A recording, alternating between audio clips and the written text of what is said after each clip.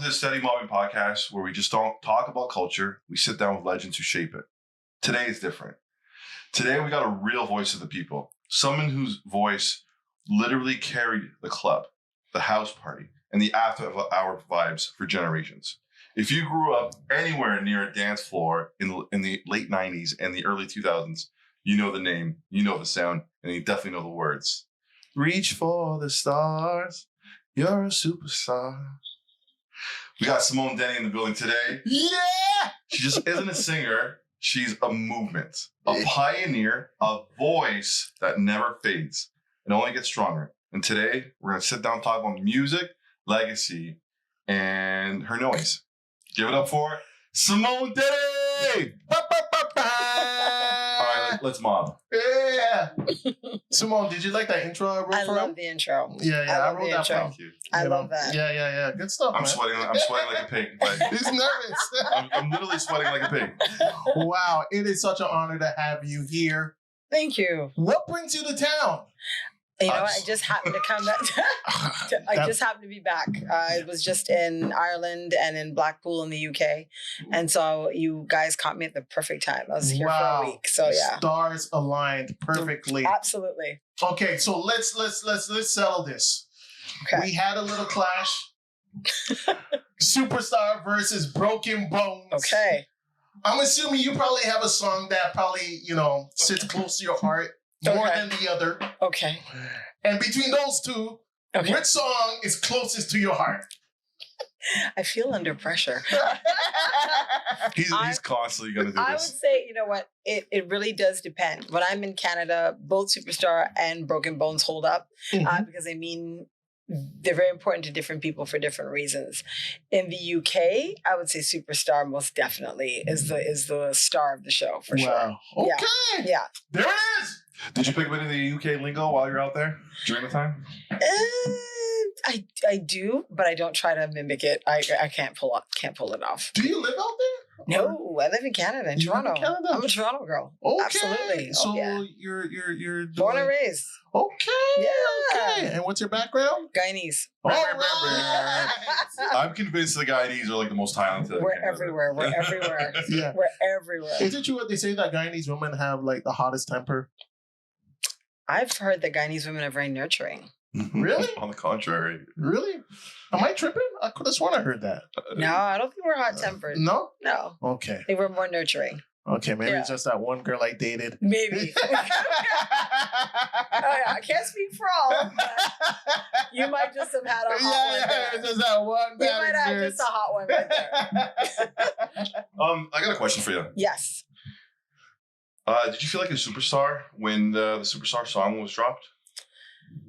You know what? It wasn't necessarily feeling like a superstar. It was realizing a dream of having a hit song that people responded to and that it runs deep for them. So that was manifesting and it came true. And so it was more like, wow, because either, to get a song like this would be an anthem that I do equate to something like I Will Survive from Gloria Gaynor. You know what I mean? Like, it's one of those songs that never dies. It keeps going, and you think, people are like, are you still singing that song? And I'm like, that's the kind of song you want in your career. Yes. Those are the songs you want. That's why I said earlier to you, you're one of the most successful Canadian I appreciate acts. that. I appreciate that. Did you remember the exact moment you realized your voice is everywhere? Yes. It was an odd moment. I was in, this is funny. I was in Scarborough Town Center. Okay. And I'd been telling my mom I cannot go to the mall. And she's like, what year was this? This got to be like 2000, 1999, somewhere around there. The greatest time ever. Yeah, and I couldn't go I couldn't go anywhere. And she's like, what do you mean you can't go to the mall? It's like, I can't go to the mall. She's like, nonsense. Did she know how famous you were, like a person? I don't think my family ever did really. I mean, they knew I was out there, but they didn't realize the magnitude of it until they would have moments like this. So I went to the body shop to buy face wash or something. And she said, I will come with you. I said, okay. Within 5 minutes. Wow. Not even, I just tapped her on the shoulder. I go, and she looked outside and there was a crowd of kids. And I was like, I said, I can't go to the mall. She was like, My mom was like, what? Because I was still doing very normal things when I was back in Toronto. I really kind of stayed away from, going to clubs and being seen. When I'm on stage, I'm on stage. When I'm home, I'm home. And I'm still like that now. So you'll catch me walking around the city, and I like when people don't know who I am. I love it. And then they're like, wait a minute. And then you have the other ones who are like, I know who you are. And I'm like, who am I? Yeah. Who is it? And like, you're Love Inc. And I'm like, who's that? I'm like, what's that? Because I like the quiet. I really do. There's a common misconception like with dance music and drug abuse and alcoholism. Yeah. Did you ever dabble in it and never got into Not my thing. Cool. Not my thing. I think that just came from, family, and I'm a control freak. So I like to know where I am, what's happening around me. I never understood when people were like, man, I was so wasted, I didn't even know what happened. And I'm like, well, then that's not fun. I was like, that's freaking me out. It's like, I had such a good time, I don't even know what happened. I'm like, well, then how do you know you had a good time? So for me, it was, especially music and in the industry that we're in, as a woman, I need to know what's happening around me. To this day, I don't drink. So nice. It'll be amazing. At a wedding or at home or something like that. So I usually tell people, if you see anything wrong with me, get me to a hospital because somebody has done something. So period, no alcohol. Wow. Good. Yeah. So I'm just, like I said, it's just about socially at a family wedding or a friend's, I'll have something to drink there, but generally, no, I stay away from it. Good for you. Good for you. How did Simone Denny get into Eurodance? How did you get into that genre? Well, I'm going to take you back a little further. Let's go. You started at Love Inc. It started before Love Inc. I started with BKS. Okay. So BKS was, I'm in love with you. What you gonna do? So you remember that track? So that was me. That, Dreamcatcher, all of those songs were my voice. Wow. So Chris and BKS, I became the voice of that group after a while. And then it was disbanded and Love Inc. was created and we just kept going. And that's when it, parlayed into this huge crossover, thing. And a lot of people say Euro. To me, in my ears, it's dance music. That's right. Dance, but those who would love Euro would be like, it's Euro. And I'm like, take it away. If you say it's Euro, it's Euro. Other people, it's dance music. So I kind of were your bandmates, were they Canadian or? Yeah, Chris Shepherd was Canadian and so was Brad. That's so weird. Yeah. Euro dance and you guys are both, it should be Canadian dance. Yeah, it's Canadian dance music. As far as I'm concerned, it's Canadian dance music. Yeah. Get it right, people. Come on now. But they still call it Euro. I'm good with it. Whatever works. Whatever works. So, I mean, what was your experience like, coming up in the music industry, around that time? I know for the hip hop side, you have a lot of stories of people really trying to break through the ceiling and not able to cross over and get that fame and that attention. Yeah. What was it like for you, especially being in such a, I guess maybe a unique genre, maybe in Canada? My story begins. I started out in R&B, and that's where I started. Okay. And so what you don't know is that, conducting things, that's me. Really? Singing the backgrounds on it. Yes. So if you look at the video, you see me, I'm the tallest one in the center going, oh, yeah. So I've always been around, kind of doing stuff with hip hop. You grew up in the church? Sorry? Did you grow up in the church? No. You got a church voice. Thank you. Wow. Thank you. That's just from, no, it's all good. Yeah. So I've always been in the industry. I've always been supporting, whether it was hip hop, R&B, I've always been there, doing it. And that's how I got my voice out, was I started demoing on things, and Maestro's family and my family are tight. So nice. It was great to be able, when he called, I never assumed, but when he called, he's like, listen, we got this track and, I want you to sing on it. And then I brought in a group that I was with called In Threes. But he had called me to do it on my own. And he's like, no, sure, if you want to bring him in. I thought it was a great way to promo us and put us out there. And it was great. And you'll see them in the video too. So, always been there. And I think that was the key to my success, is that I see music from a broad perspective. I don't limit myself as a woman or as a Black woman. I only got to do one genre. I sing it all, so that's how I got my voice out there. Demo sessions, you name it. Once my voice could work with it, I'm in. Mhm. You know, and I'm still like that now. And was the Canadian infrastructure really supportive, or like in terms of funding and all of that? You know what? I went to the Junos, was it last year, for the first time in probably 20 years. Oh, yeah. And I was amazed to see, you know, organizations like Advance and different things out there to support Black artists. We didn't have that coming up. You really had to get out there, session work, live shows, like make your name, you know, and get around so people would contact you and that would even think of, you know, there's this vocalist we work with, you should check her out. That's how I ended up with BKS. You know, they just said, oh, come on in. And, you know, I didn't even know I knew about the music. I understood it, but it was scream here, hold the note, do this. And I'm like, okay, you know, and then Dreamcatcher got the first judo, you know, and that was where it all kind of kicked in. And before that, oh my gosh, I forgot. You guys may not even know this, you know, Devin and the Metro Squad. Do you remember that?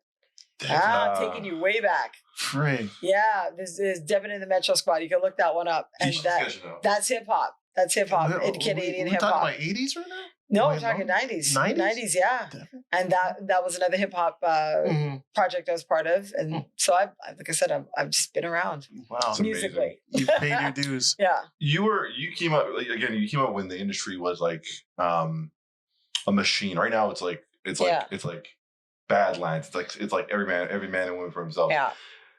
Did you ever feel like a product and not a person at any point? You can feel that at times. I think I did feel at times we were, you know, very much about the marketing and all that. But I think I was more than anything else felt like an artist. Cool. You know, I maintained that for me. I think maybe the pressure was on would be more when we were Love Inc. because we were part of the big BMG machine. Right, you know, so that was when you really saw the big machine take over. And it's like, okay, we're a product. You know, we have to be out there. This is being marketed on a massive scale and it makes sense, you know, so it's amazing. That's the only time I really felt it. And even then, like I said, I have a tendency to stay out of that when I'm on stage and I'm out there and touring. That's when that happens. When I'm home and I'm off stage, I'm off stage, you know, so that I kind of kept the sanity of it for me that way. And is this what you do full time? Like, is this your career? Yeah. Make some noise for that. Make some noise for that. Like I said, she's one of the most successful artists. Thank you. I appreciate that. It's crazy. That's amazing. That's amazing. And is the group still? No. Okay. Chris is older now. I think he's about going on 66. So I think he's retired you know, from the group. And unfortunately, Brad passed away about 5 years ago suddenly. So that one kind of hit hard because we were actually starting to work on new music. So it was devastating for me at the time because we had maintained a friendship even after Love Inc. You know, so it hit me out of left field. Wow. You know, R.I.P. Brad. Yeah. Wow. He actually, Brad went on to work with NSYNC. You know, so he did very well once he left Love Inc. He did even better. Do you know what songs he wrote from? Oh God, I can tell. I just want you to name. Yeah. Oh gosh, I think their name was Rip Rock. I'll find it. I'll send it to you. I'll send it to you. Yeah. Wow. Yeah. Are there any regrets in terms of your career? Like, you know, you looking back, you know, being a pioneer in the game and looking back, were there any, you know, maybe some opportunities that presented itself that maybe you didn't capitalize on? Or are there things that you learned later on, you know, that you look back and like, man, you know, had I just known this, I would have did this differently. Yes. You know, are there any? Definitely. Yeah. I'd have had a better lawyer off the top. That would have been one. A much better lawyer for an even better contract. They were predatory back then, eh? Brutal. Wow. Brutal. Yeah. Brutal. But, you know, when you're young and you're excited to be in the industry, and I didn't have the network of people to help me along with that.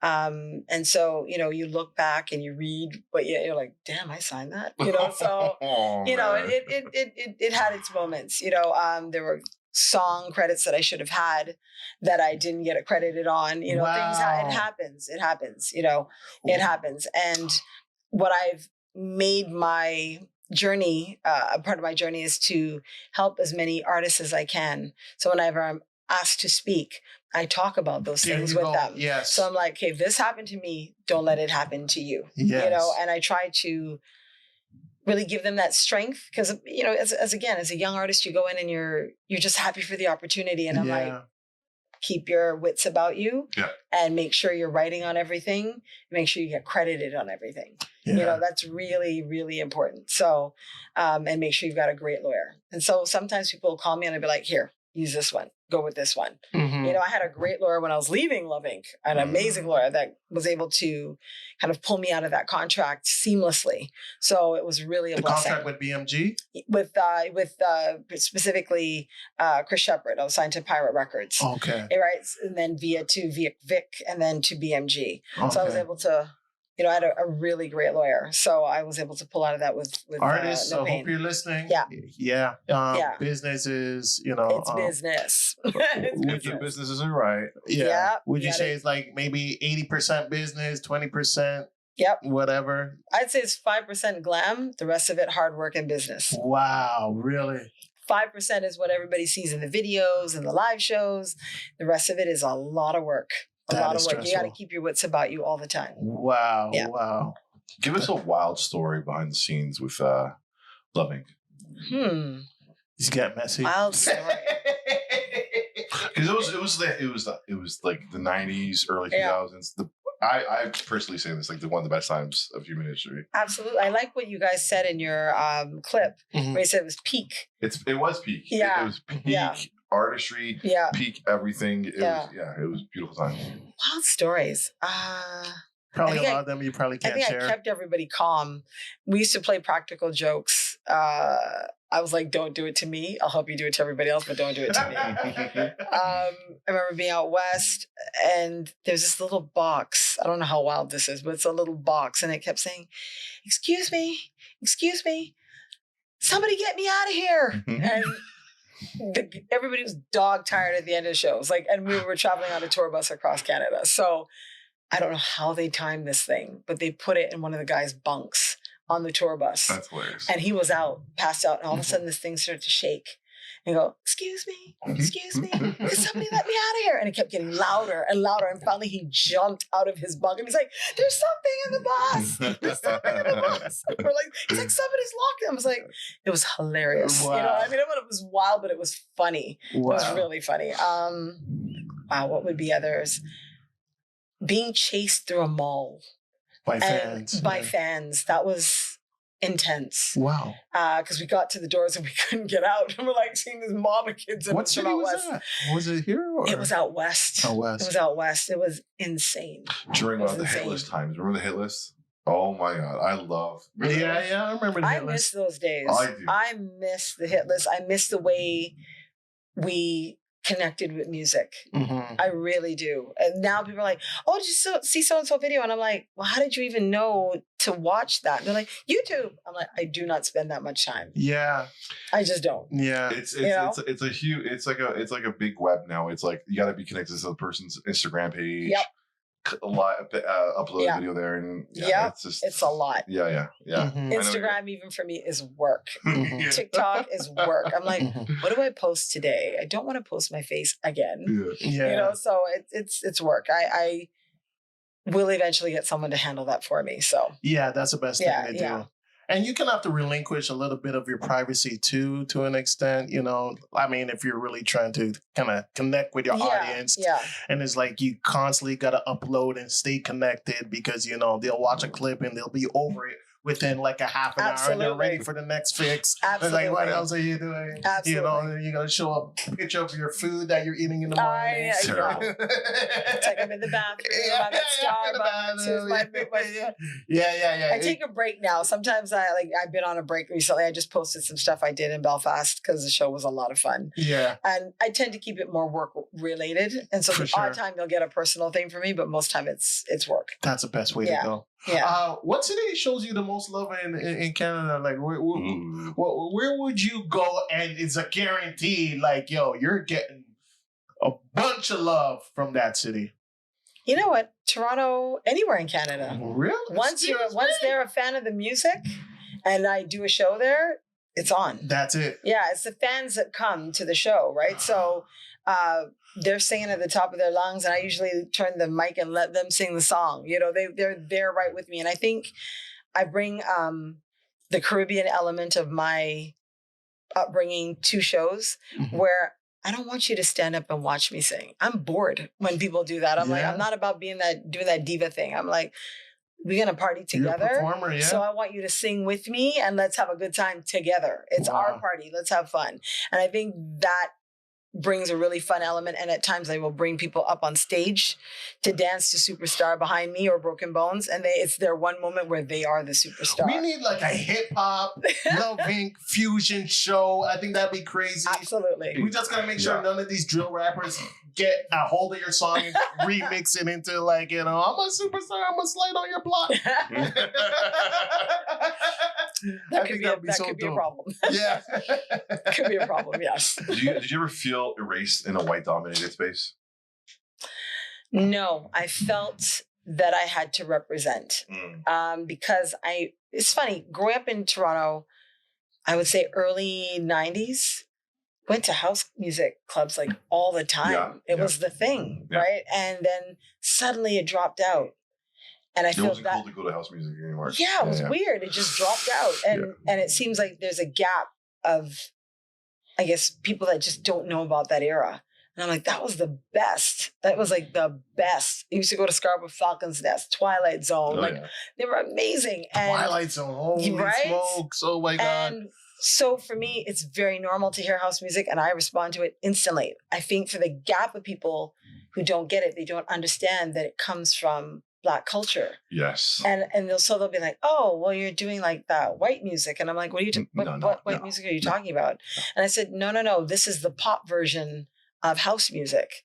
I said, it's all comes from Detroit and Chicago. Yeah. It's all there. And New Jersey too. You know, so for me, I'm always very cognizant of that.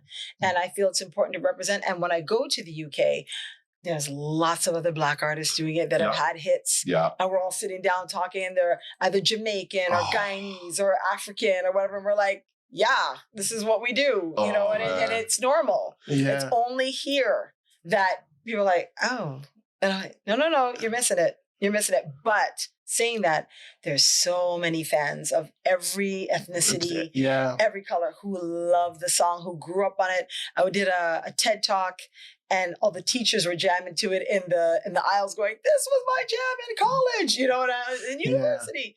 And so you get everybody. And in the UK, all the little kids know it. Their parents know it, the grandparents know it, the little ones know it, and they're singing it. And I'm like, how do you even know this? It's different in the UK. It's different. It is very different in the UK. They call it grime, house, jungle, bass, and it's whatever massive. label it is. It still comes back to house. It's still dance music, and, you know, over there. But culturally, it has made a very deep impact, and it is in Ireland at least they call it the unofficial anthem of Ireland. Superstar. Really? It's massive. Oh, wow. It's massive. We did it again in 2022. I redid it with the Belters Only, a remix team, and it went back up the charts. Amazing. You know, in 2022. So it doesn't go. I was just there. Sometimes they have these. I don't know how to describe them. It's like a bar that's on a bike, and everybody pedals and it moves around, right? Yeah. They're blasting Superstar, and it's like it's everywhere you go. It's amazing. It's just one of those songs, man. As soon as you hear it, it just touches your soul. Yeah. I mean, did you write that? Let's not touch on that. Oh, sorry. Let's not touch on that. Oh, that was one of those moments. I contributed melodically to it. So I'm in there. I'm in there. And same with hell yeah. Yeah. Absolutely. So, you know, and also if you go to Liverpool, if you go to Manchester, it's everywhere. Yeah. It's everywhere. Why is it we don't talk about the Black women who basically defined house music? Like, why? I don't know. I think that's a Canadian thing. I think that's because if you go to the States, it is a Canadian thing, isn't it? It is a Canadian thing. I think if you go to the US and the UK, they love their house divas. They love their dance music divas. They love them. I'm going to put you on the spot here. Okay. Could you give me your Mount Rushmore of house music besides you? And it could be cross-border. It could be international. I would say all the obvious, Robin S., Crystal Waters, I could go on, Thea Austin, all of them. And you know all these songs, so it's one of those, when you hear Robin S., Show Me Love. Those three. Those three women are incredible. Mount Rushmore's 4. Sorry. Okay, sorry. Janice Robinson. I could go on and on. Like these are voices that have shaped Black culture. They're like Robin S., that is one of the most identifiable songs. It doesn't matter where you are on the planet. You hear that opening note and you're like, your hand goes, oh my God. CeCe Peniston. I forgot to add in CeCe. Yeah.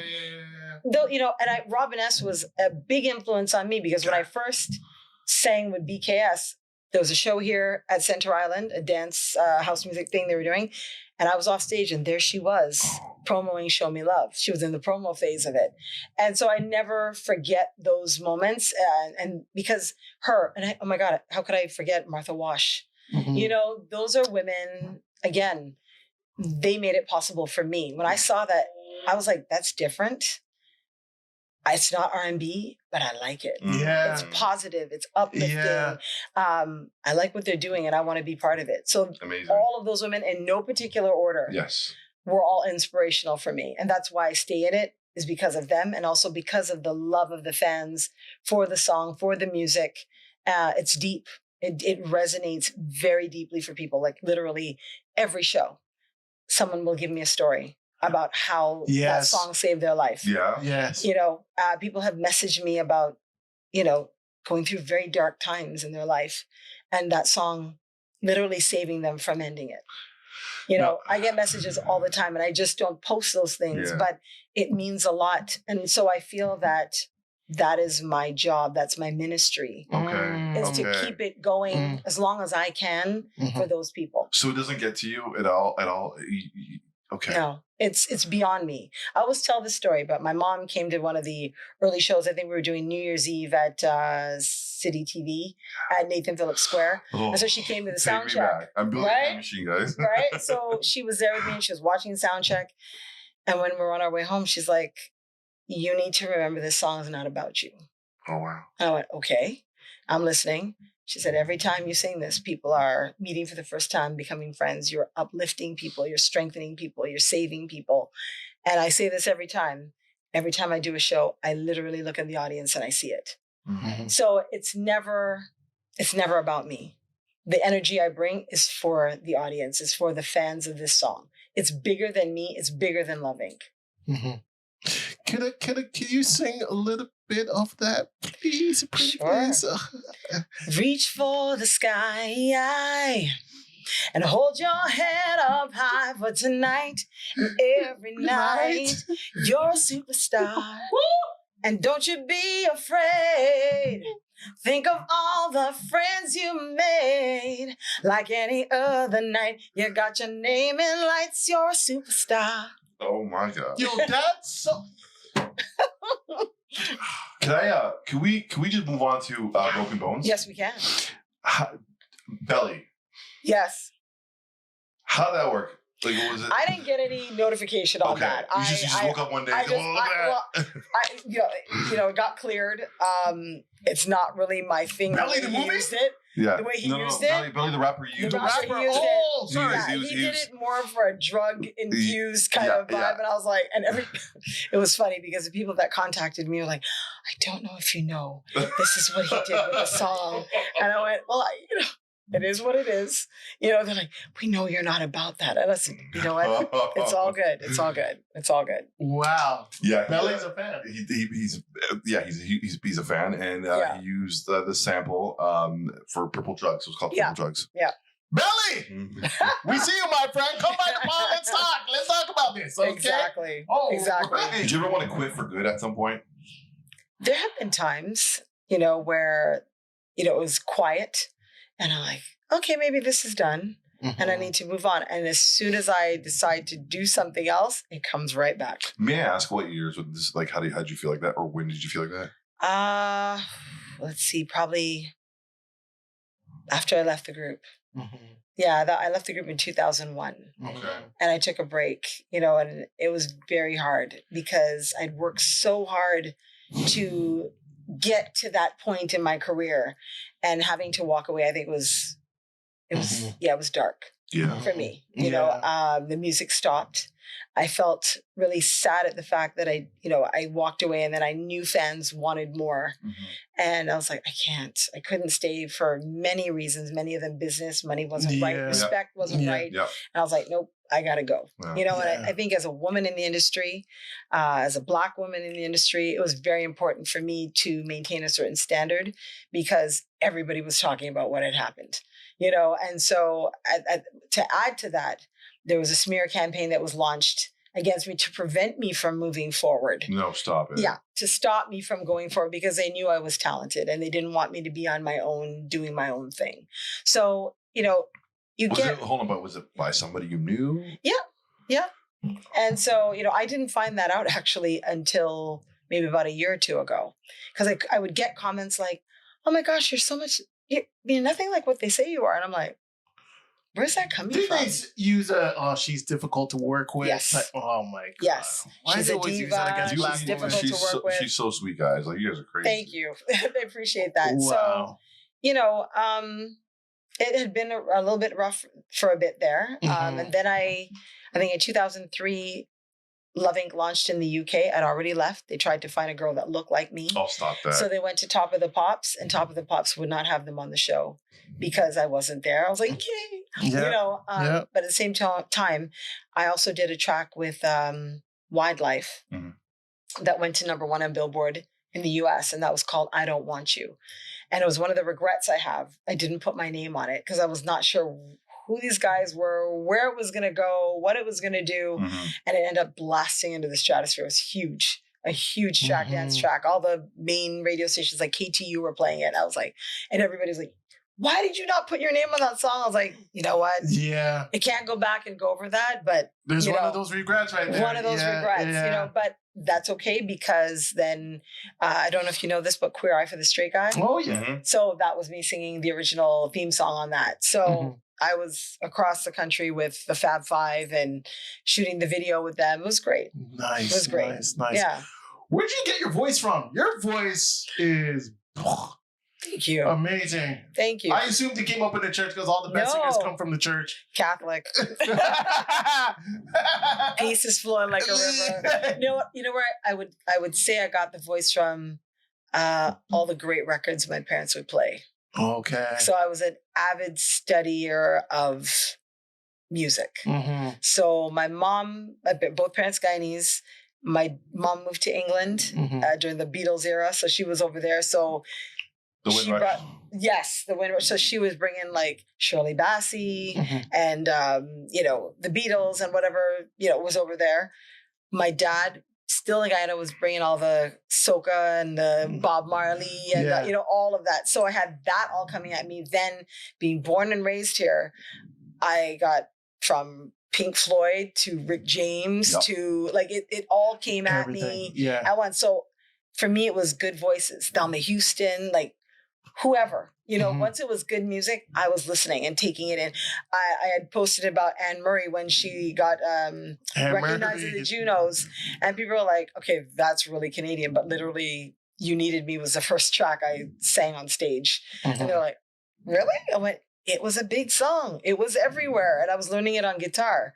So that's how I ended up singing it. And I got a standing ovation. And I think it was like grade 6 or 5 at the time. And that really launched the buzz into the industry. I was like, you guys like me doing this? Are you individually a 4-time Juno Award winner, or is it with Love Inc.? With Love Inc.? Oh gosh, I don't remember how many we got with Love Inc. I think it's 4. No, I think Love Inc. we got 2. Okay. And then I got some with BKS as well. Oh wow. Yeah. And then we got one for Queer Eye as well. Nice. So yeah, I gotta go back and calculate, but amazing. Yeah. So I think whatever project I've been part of has risen to Juno level, and so I'm really proud of that. Yeah. How does it feel to be like a gay icon?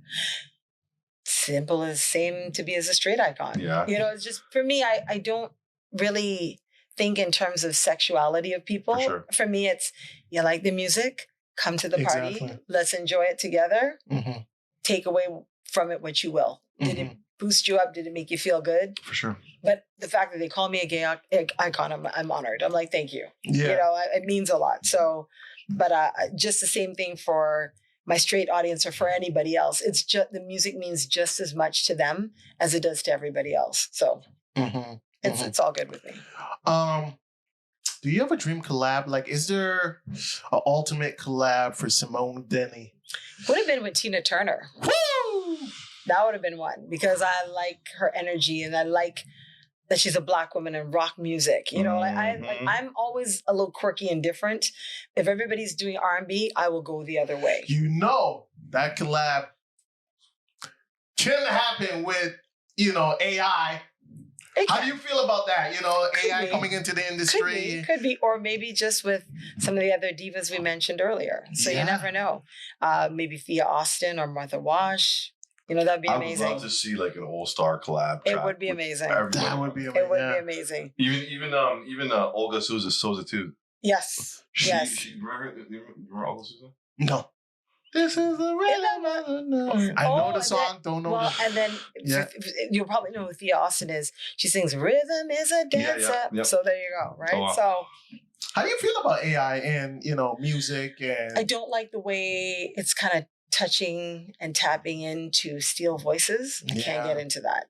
I can't get it. That part. We work way too hard. It's kind of like Spotify. Yeah. The people who created Spotify are making all the music, are making all the money. Yeah. And the artists are struggling. And I'm like, how does that work?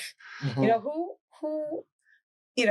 sanctioned this? It's very weird. It's very weird. It's super weird. Yeah. What would a 25-year-old you say about the industry today? Strap in, it's going to be a ride. Even worse than it was back then. My heart really breaks for new artists. Yeah. There's so much music out there. It's really hard to break through. Yeah. I feel very lucky. And I think most of us who have had success are very aware of how hard it is. And we feel very blessed and lucky that we all hit with what we hit with at that time. Yeah. Because now it's a lot. It's a lot of artists and a lot of music, more so than ever before. Don't you miss the 90s? I do. I fucking miss the 90s. I do. I miss the 90s big time. It makes me emotional thinking about time machine. No, it's just it's like really the music, everything, the fashion, everything. The air, all of it. I think the 80s and the 90s, for that matter. And I think, as you said, peak music. I look at things like The Greatest Night in Pop. That documentary. Oh, it was a great documentary. And at the end, I'm crying, and I watched it about 5 times, and every single time I teared up because I'm like, how did we get from that? People who didn't know these people in Africa, but were willing to come together, create a song, and people were willing to buy it to support people they've never met and never will meet to make sure they're okay. Yeah. How do we get from that to where we are right now, where it's so politically polarized? It's baffling to me, that we went from that to this, so, and I don't want to get too political, but it's just, but it's just, we all see what's happening in the world today, and it's hard. It's hard. There's times I see things on TV and it literally moves me to tears. I'm like, I don't understand what is happening. Like, I can't understand it. I don't get it. I don't get it. Yeah, I can't understand. I genuinely can't understand it. So we're in a tribalism era now. It's funny, the things that you thought were far-fetched that you'd see in sitcoms and The Simpsons, movies you thought were just and now that we're actually living this freaking reality, it's like, wow, look what's happening. We're all afraid to go to the US. We're all terrified to cross the border. That's real. What's so crazy? Yeah. I know some friends who did cross the border and no problems. I do know some friends that did cross the border and had a few problems. Exactly. Really? So there's always a flip side to that point. Point. So it's a scary time. Yes. And I hope that we can ride it out and that things somehow go back to normal. Whatever that normal could possibly be. So hopefully. Like a George W. Bush, please. And we thought that was bad. Right? Yeah, I know. I remember people throwing shoes at the man. And I'm God, he's Mother Teresa. He is Mother Teresa, and now he's dancing with Michelle Obama and stuff. Yeah, it's a very different time. Man, America's about to be the. So, what's your advice to women in the industry today? Be true to yourself. Do whatever works for you and is true for you. That's the only way I could put it, because everybody's journey in this industry is very different. Different situations they'll come across, and they have to choose for them. I know what I chose for myself and what works for me. They have to choose what works for them. Mm-hmm. But whatever that is, keep your standard. Yeah. And go for it. Never take no for an answer. Never. Mm-hmm. And I'll add to that, know the business too. That is, because absolutely, you hear about even some of our legacy acts, talking about, bad business deals. I think, what's the group? De La Soul, they spoke about their deal with Tommy Boy, and it's just terrible, just to see your legs it's work. Still happening. Yeah. So, know the business. So when you sang these iconic songs, when you're in the studio, did it come from a spiritual space, or did you tap into something that was greater than you? Did you know what was happening? I knew the songs were great songs, and I just brought the energy that I think that it needed, and that came from me doing so much session work that I'm able to adapt to genres and know when to give it what it needs. So I think that's what happened in studio. And I did a country rock track a couple of years ago during COVID. Yeah, I do it all. Yeah. And called Home Crowd, and that's on Spotify as well. They sent it through. I was like, let me hear it, and I'll see if I know what it needs. And generally, I'm able to hear a song and go, I know what you want me to do. Mm-hmm. And that's what happened with Broken Bones, Superstar, all of them. I know what it needs, and I bring that energy to it, and that's it. Mm-hmm. Are those the two biggest songs you would say? I would say they're the two monsters for sure. Really? Okay. Yeah, they're the two big ones. Mm-hmm. Superstar, I would say, probably is the big monster, in the best way. You heard that. In the best way. Because it's happy dappy, it's feel good. And the lyrics, honestly, when you like the lyrics, it's so touching, it's so inspiring. It's like, because, a lot of us suffer with confidence issues, and just to say you're a superstar, it's like, believe in yourself. Yeah. Don't be God. Yeah. It's beautiful. And I loved when I saw you singing on the clip there. Oh. You're like, let's go. Oh. I loved it. I'm telling you, I wanted to have, I wanted to blow up on TikTok. I need my daughter who's 8 years old to be like, oh my God, yeah, for sure. I interviewed her. What are you talking about? Yep. Yeah. So we're going to try our best to make that happen. For sure. Where's the weirdest place you heard the songs? Nowhere particularly weird. More funny, I was at the gym. Okay. Working out, and below the I'm riding, I look over and there's a whole class going on below, low impact class. And there's this one guy who kind of ignored the class and just danced. Yeah. He was totally offbeat, but he was having the time of his life. And he had no idea that I was there watching and riding. And I'm like, this is awesome. I enjoy those moments. I love those moments when people don't know I'm there. Yeah. And they're just enjoying the music. That's it. That's what does it for me. Wow. They're you don't just get tempted to kind of just pop. Nah, actually. Well, no. I'll be usually with my camera just capture a little clip of it, because those are the moments that mean something to me. It's as weird as it sounds. I've never been about, oh my God, I'm so fabulous, watch me. It's not about that. This is a song that is for the people. Absolutely. This is, it's their song, it's their anthem. So when I catch those intimate moments, it's like, there it is. Yeah. It just reinforces what my mom said. It reinforces, just what it means to people still. It resonates very deeply for people still. Yeah. Like I was just coming here and I stopped off at one of the stores to pick up something. And went in the store, the guy was helping me in line, and we ended up chatting in the parking lot. And somehow I mentioned Love Inc. And I said, also, do you know Chris Shepard, Love Inc.? He's like, yeah. I go, that's me. He's like, oh my God. Oh my God. Oh my God. And we were talking about music. What was the song? Oh, what was the name? Oh, I forgot the name of the list he was telling me to listen to. I forgot the name of it. But again, a guy you would never expect. Yeah. He was freaking out in the parking lot, you know, and I loved it because he had no idea when he was being so kind to me in the line and helping me with the stuff that I had, that who I was. And then, that was the reaction. And I love those moments. I love it. I do not need to be known in every venue I walk in. I love being very much under the radar. And then people go, when I go on stage and I start to sing, they're like, she sounds just like the record. Is that her? Yeah. Oh my God. No, it is. Oh my God, it's her. Those are the moments I enjoy. And That's I'm like, such a big I'm compliment. still doing it. It is. It is. Who is the most random celebrity fan? Wow. Like, who came up to be like, I'm a huge fan? And you're like, you? I get a lot of those in the UK. Okay. So I can't remember the names of the people, but there was one. I didn't meet him in person, but he's a soccer player, football player. And he was gushing about how his dad used to play Superstar when he was a kid to encourage him in soccer. Really? To do well, and now he's like a big star. I think I posted it. I'll have to find it and send it to you. Soccer players are on a different level of fame. It's another level of fandom. They're out of here. I'm trying to figure out who it is in the UK. I can't remember. I can't remember. I'll find it. I posted it, so I'll find it and send it to you. And those are, big compliments for me. And it's just nice to know you've affected people's lives in a positive way. Has Justin Trudeau come up to you yet? I've met Justin, and I met him and I said, oh, my music, Loving. He's like, oh, hi, and he was like, oh my God. So that was pretty cool too.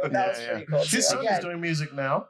So, yes, I saw that. Yeah, I saw Xavier, right? Yeah, exactly. Yeah, I saw that. I wouldn't mind going to a show, checking him out. I wouldn't mind checking that out either. Pretty jealous playing out of him. Yeah, he seems like he's got something going on. So. Now he can do his thing because Dad is stepped down, so he can take the spotlight, which is great. I was so concerned for him because he's not really well like Justin Trudeau. So it's. But I think Xavier's wearing it well. Yeah, he's definitely wearing it well, but I feel like he'll catch a couple strays based on who his dad is. There's always going to be that once you're in the public eye, at the magnitude that his dad was. There will always be that. I mean, at one point, everybody loved him so much, so. This will fade. Yeah, we talked about 2015. People remember the good times of the Trudeau era, and it'll all be fine. Only in 2015, we said the weed was legal. We'll all be fine. If you could put an all-star cast of Superstar today, like features or rappers or R&B artists, Canadians, who would you add today? Oh God, for Superstar? Yeah. You're talking about like a hypothetical remix? Yeah. Oh God, my brain hasn't even gone there. I couldn't even begin to think of who I would add to that. Yeah, you'd have to have some time to into the new stuff. Slowly getting into it. I'm away so much that, going to the Junos, I was like, okay, this is all new. And I really have to take time to tap in. Absolutely. So when was the last time you went? Not last year, the year before. Oh, when it was hip hop's I was there for Maestro's induction. Yeah. Great. Yeah. That was a good time. It was great. It was a great year. What genre of music do you listen to outside of soca? Soca, you're a like soca girl. Hardcore. Have you been to a fete? Of course. Yeah. Of course. Yeah, you going to any this year? Dr. J all the way. Dr. J? All the way. Okay. All the way. Okay. Return vet, I'm there. Wow. Do you have any soca songs? Or? I have sung soca back in the day, but nothing that I've kept. No. But I could. People keep saying you need to do a soca track, and I'm like, you never know. I can see it. Yeah, I can do it. Is there apprehension there? Because I think that's a brilliant idea. You have to have the right song. You can't just do any song. It's got to be the right song. It's true. That's true. The right song with the right energy. Wow. Yeah. So what do you have mapped out for the rest of the year? Like what's your schedule looking like? Wow. The big ones coming up are I'm going back to the UK September 5th. To do a show that I do every year called Reminisce. It is a massive old school festival. And there's about 5 tents of music. And you know what? And I forgot to add in another lady when we said that Mount Rushmore would be Alternate. Okay. So she's saying, if you could read my mind, love. Oh, Lordy. Love her. Yeah. There's Love so her. many. She's a real The one. Mount Rushmore is not fair. You know that. You know what though? Ultra's so mad cool, and Anaya Day. Yeah. Anaya Day Oh, would yes. bring it as well. You know, like that's what I'm saying. There's so many Yeah. amazing Black women who have inspired me that are out there and have been out there doing it. It's hard to really, clamp it all down, but Yeah, that song made me cry. Yeah. Read My Mind with the Johnny Cash Yeah. lyrics. Oh, my Lordy. yeah, she's amazing. And just as a person, Ultra's an amazing woman, and Ultra and Anaya, all of them are. All of them are. I feel like from like 1998 to 2002, Canadian and UK music was like intertwined. Yes. I think you have that in the 80s as well. Oh, yes. With Lorraine Segato with Rise Up, Rise Up. Okay. I think that had a little bit of a UK kind of vibe to it as well. And I think now politically with what is happening with us, I think everybody's going to be, I keep telling, I just did a mentorship at Departure, TO. And all the ones that were there, I was like, start looking to the UK. I said, start tapping in. You know what I mean? Yeah. Start tapping in. It's important. For real. Yeah, start tapping in. I'm so scared of London because like all I hear is like all like we see kids, dueling in the streets with machetes. No. You've been watching too many of Okay, them. I'm going UK to the Nottingham Festival. The hip hop is different. Yeah. Like it's very different from what we are accustomed to because we've kind of attached ours to North America, to America. But I think the pluses, and I'm just tend to be that kind of person, is when you go to the UK, everybody's either Caribbean or African. Mm-hmm. So all those broadcasters on BBC and all that, they're all Caribbean or African. Isn't it people. so cool over there? So they will understand who we are, and all we got to do is tap in. Yeah. Wow. What's the food like over there? Do you have some Same big Jamaican restaurants and You know what? In Ireland, not so much, but in London and Manchester, we're everywhere. Yeah. So same you'll thing, get right? you'll get great Caribbean food over there. Absolutely. Yeah. Absolutely. We need to go to the UK. Yeah. No, the UK is fine. I think I may go for the Nottingham Festival. You should. Yeah. You When should. is The that? festivals are massive. It's in August, I believe. August? Yeah. Is that the one where Adele was wearing like the Jamaican? Yes. Yep. Okay. Yeah, I have to go to that too. It's their answer to It's their Caravana. Got it. Are you going to Caravana this year? I never go to the parade, but I go to the fetes. Okay. That's Okay. I am not standing out in the hot sun. Yeah. Not right now. I do that. I'll go for Carnival in Trinidad Mm-hmm. and do that. And even then, I'm just like, can we stand just in the shade? Yeah, It's right. hot. I'm with you. But you'll always get me at a fete. Always. I heard Always. Caravana over the years has gotten watered down and that's changed a lot. Well, a lot of politics with the name changes and all that. But for me, politically, I guess it's always Caravana. Yeah. What is it called now, technically? Uh, Caravibe or something? I can't remember. Something Carnival. Carib. Something. Yeah. Something. I don't know. I don't know. Well, And I don't even say that. I'm not even saying that to be Caravana. insulting. I literally, that's what I grew up was in the Caravana era when it was on university. Yes. So that's part of a very active part of my Toronto life. Yeah. So I can't shake Caravana. Never. Absolutely. Could you describe Never. your first time at Electric Circus, rather? Oh, excitement. Yeah. Excitement. I think it was such a great show. It was something I looked forward to just watching every Wasn't Friday. it so cool? And I remember I didn't realize that it had stopped. And I got back from tour and I turned on the TV. I was like, where is it? What happened? They're like, oh, it's over. And I'm like, what? And they've tried to recreate it a few times. Yeah. And this generation does not get it. No. It's like no phones. You just dance. Just dance. Can you imagine those kids just dancing with no phones? They're going crazy.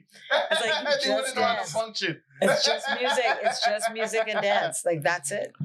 Yeah. Different time. I feel like it's the same thing for concerts. You know what I mean? You'll see the crowd and it's just a bunch of people just filming, but not really in the moment. That's it. Absorbing the music. You said that beautifully because I will bump up with friends who are like, never were dancing. We didn't have the phone, but we could recall every moment in that moment, every song, every dance move, everything that was happening. Yeah. And I think that's the beautiful thing is we were in it, fully engaged in that moment, as opposed to now where they're filming it. Yeah. And you miss a lot of stuff. Yeah. They're trying to capture it, but they missed it at the same time. The intimacy of the moment. I can still talk about going to Falcons Nest with a friend and what happened. And, it's great. The good times. Yeah. Good times. So you're a Scarborough girl. Scarborough girl. Absolutely. Yeah. Which part of Scarborough? Absolutely. Melvin. Oh. No. I love you, Robert. Don't take that the wrong way.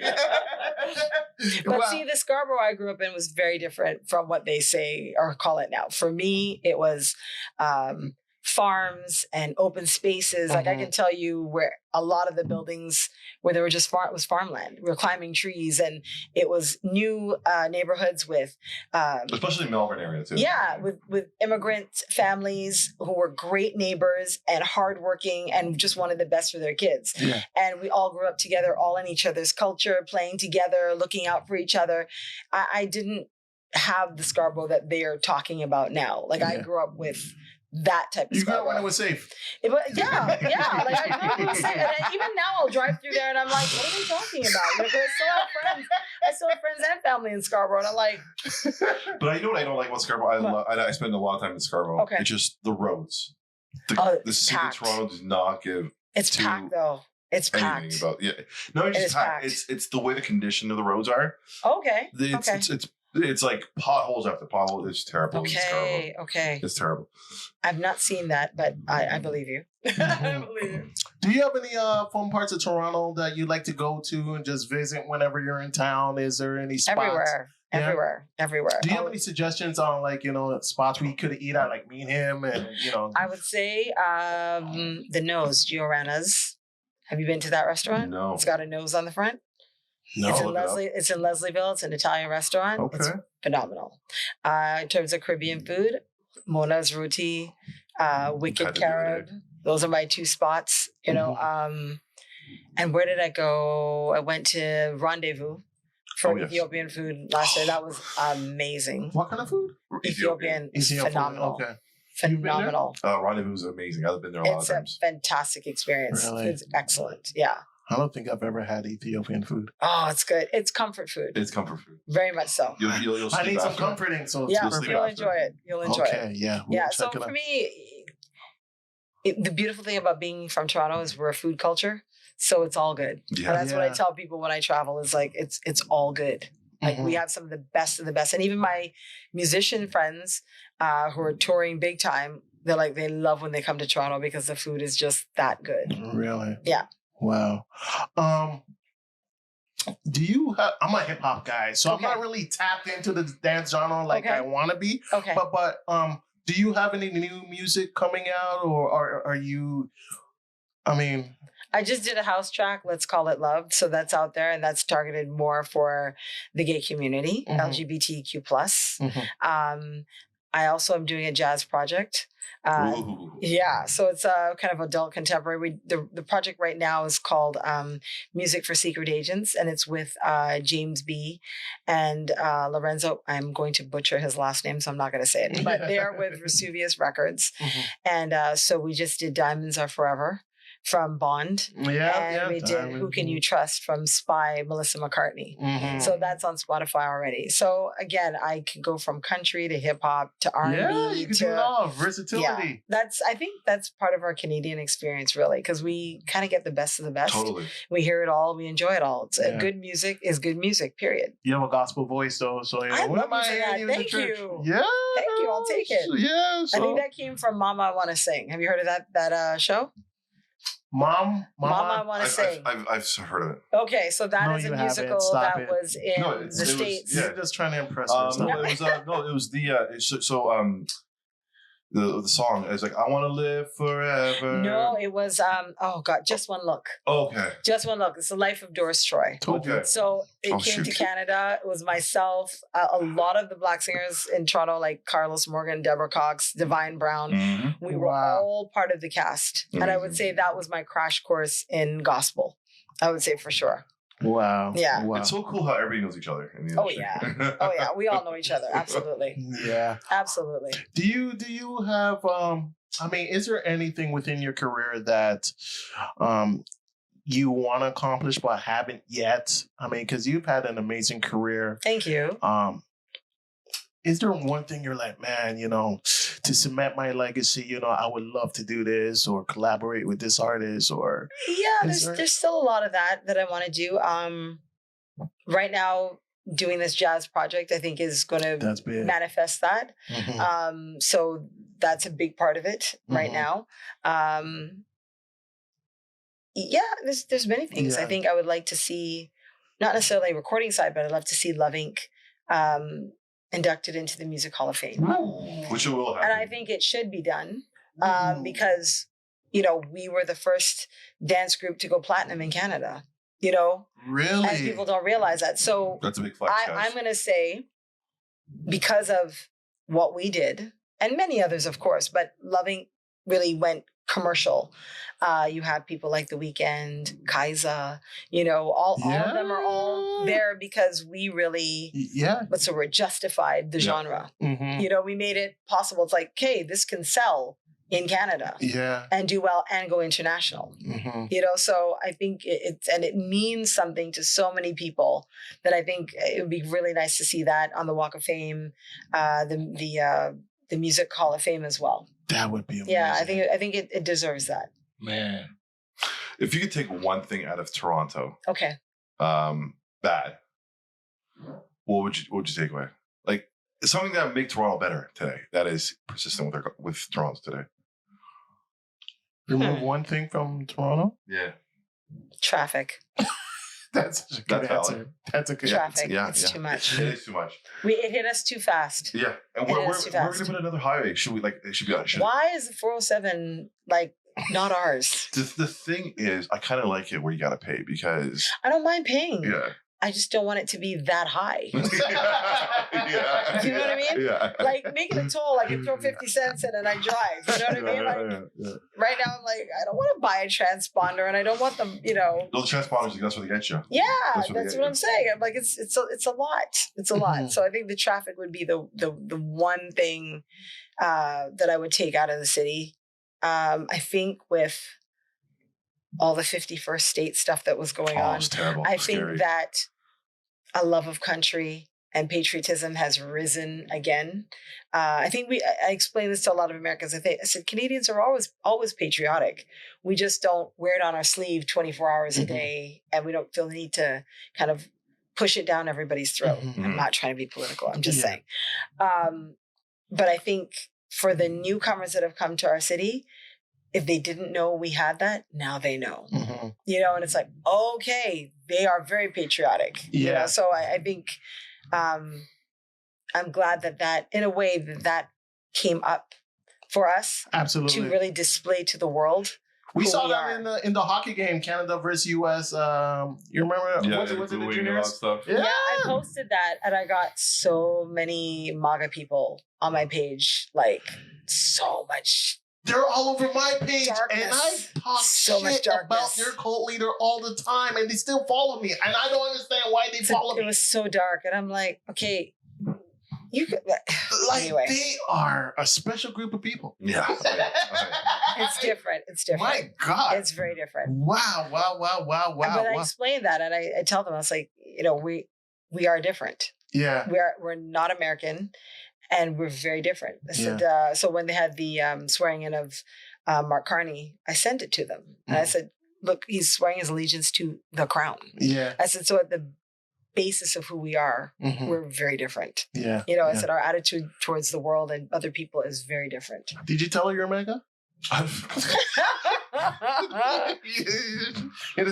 could be interesting. Not proud of it, That could be interesting. Cancel culture. Oh. R. Kelly, Bill Cosby, P. Diddy. Yeah. Are you still watching? I can't believe I forgot the name of the show. No, Bill Cosby show. The Cosby. Oh, the Cosbys? Oh, yeah. I still watch it when it comes on. Oh yeah. That was a good time. I think in just. It's hard to watch it in the same light, though. You know what? I tend to blank all that out. So you just remove the art from the artist, right? Yeah, okay. And I'm just watching, it for what it is. Yeah. And I leave it there because we have no control over what has happened. It's true. That has been dealt with, and it is what it is. That's what it is. Yeah. But it still was a good time in TV. You don't get shows like that anymore. No. And so a lot of the kids coming up, they won't know about all that Cosby stuff, that happened with it. And it's just a great show, great dialogue. Yeah. But I'd say that for the Golden Girls, Three's Company, Archie Bunker, you know, like, I mean, like the Jeffersons, you know, like it was TV. You'll never get that back again. Classic. You will never get that again. Archie Bunker was ahead of his time. Oh my God. And all those episodes are still relevant today. Yes. You know, so that was such a rich era in TV that we will never see again. Never. So you're still listening to R. Kelly if you know what? I don't listen to R. Kelly. No? I don't listen to him. Like I said, I listen to a lot of soca music. Like for me, when the winter hits, it's blasting, like to the point where my car is vibrating. Oh yeah. You know, like it's loud because it gets me mentally through the cold weather. You know, so that's where I'm at. So it's not as much. If I do listen to 90s R&B for sure. If I go out and I'm going somewhere to just have a good time, that's what I want to hear for sure. Yeah. But soca music is life for me, literally. Literally. What about hip hop? You touch on a little hip hop a little bit. You know what? I was a hip hop. 90s hip hop, maybe. I'm a 90s hip hop girl. There we go. You had me from 95 back. Okay. Yes. Okay. And then when it went into the inches and the itches and hoes. Yeah. I know it. Era. Yeah. They lost me. Yeah. I was like, I can't relate to that. So I was like, okay, I'm out. You know what I mean? And that's where. Otherwise, I was in. Yeah. But then when it got there, I was just like, got it. Do you still have those cool jackets from the 90s? Oh God, yeah. You still do, right? Oh yeah. Really? Oh yeah. Man. Oh yeah. I'm still. You know, it's funny. I just pulled out the other day 2 black guys. Okay. I still have a jacket. I still have a T-shirt. It was Soul Sister. I think it was on the front. I just pulled that out today. Oh my. Really? Like I'm going through things and purging, and I was like, oh my God, I used to wear this. And I had a 40 acres and a mule sweatshirt and hoodie as well. And I went, really? Oh my God. So yeah. I mean, if you want to offload those, you could always, you know. they're a little faded. They're a little faded. Yeah, they're a little faded. Okay. I had to pull out the 2 black guys one though. Wow. I can't take that off. I'll be like wearing that and keeping it on me. Yeah. Classic. Yeah, that's some major classic Toronto fashion, you know, times for sure. So what do you like to do for fun? Like what do you do during your free time? Wow. I like to cook. Okay. Cooking is a lot of fun for me. What's your go-to meal? Curry and roti. Okay. What kind? That's my go-to. What? Which one? Which protein? Chicken. Okay. Chicken for sure. Okay. Chicken for sure. Or do a little chickpeas the odd time, but curry and probably be chicken for sure. That's my comfort food. That was what my mom would cook for me when I'd come home from tour. You know, so there's a definite link between you know that and me and culture and all of that. But I also like to just visit and hang with my friends. What I love about my friends specifically is that they don't care about what I do. They don't ask me about what I do. Like they literally have to pry it out. So weren't you just on tour? Yeah. Like, yeah. So what are you up to? Like, I don't want to talk about that. Yeah. I want to just hang with them, hear what's happening in their lives and catch up. Like, and they could care less whether I'm on stage, off stage. I've had friends who bump up with people. They're like, you know Simone Denny? Yeah. Oh my God, Simone Denny. And they're like, I know Simone.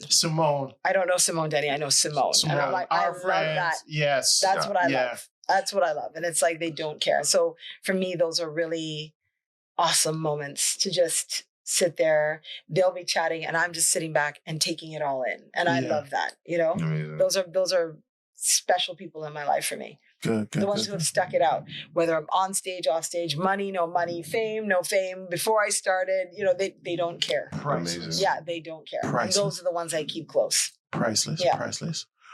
What legacy would you leave behind?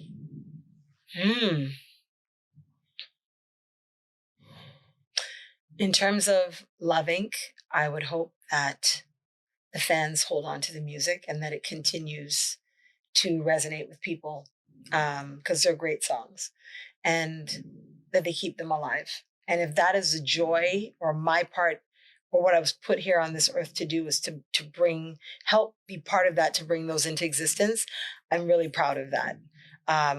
Saying that, I still feel I have a lot more in me to give. Yes. And, you know, I'm looking forward to having hits on my own and doing my own thing as well. You know, so just under my name and that being part of a Canadian musical legacy as well. You know, so I'm all of it. I'm here for all of it. Do you feel a resurgence in house music? For me, it's never left. Okay. But I think it's starting to come back. Yeah. And I'm hoping that Canada jumps on it again. Because I remember Drake dropped a house album 2 years ago. It was Black Coffee, DJ Black Coffee. Did you? Oh, was it? Oh, really? He produced it, yeah. Black Coffee produced it? Yeah. He was here a couple of weeks ago. I met him 2 years ago. Okay. During COVID, yeah.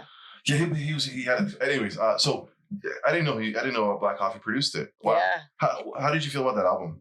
You know, I haven't listened to it. I'm going to be honest. I only heard certain singles that dropped, and they were pretty good. Yeah. You know, but DJ Black Coffee on his own, his sets are fire. Crazy. His sets are fire.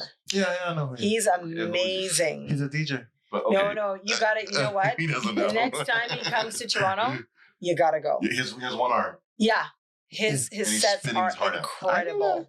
No, you did not. No, it's got. You will love it. You will love it. His sets are amazing. I was very lucky. I had to open for him at a private event. Oh yes. In a house here in Toronto. Can't tell you where. It's okay. Right, but he came on afterwards, and I felt compelled to stay because the music. Just when you thought, okay, well, it's gonna die down now, and I'll leave. It just kept going. And he went from all corners of house and dance music. It was insane. Amazing. It was insane. He's so good.